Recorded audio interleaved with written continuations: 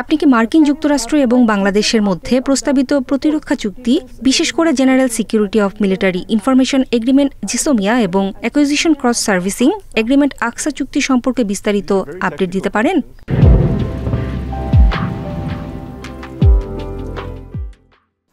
এগুলো খুবই কৌশলী প্রশ্ন। জিসোমিয়া হলো আমাদের বিশ্বের অনেক সরকারের সাথে একটি চুক্তি যা আমাদের সংবেদনশীল সামরিক তথ্য শেয়ার করার অনুমতি দেয়, এবং এটিতে বলা হয় আমরা আপনার তথ্য রক্ষা করব এবং আপনি আমাদের তথ্য রক্ষা করবেন। উদাহরণস্বরূপ, আপনি যদি যুক্তরাষ্ট্র থেকে জটিল ইলেকট্রনিক্স, সেন্সর, রাডার সহ কিছু সরঞ্জাম কিনতে চান, তবে আপনার একটি জেসন দরকার। তাই আমরা এই বিষয়ে আলোচনা শুরু করেছি, তবে বেশিরভাগ দেশ এই আলোচনাগুলোতে বেশ সময় নেয়।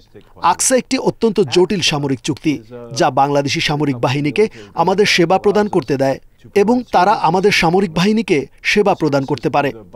আমরা আসলে এখনো এই ধরনের চুক্তি সম্পর্কে কথা বলছি না।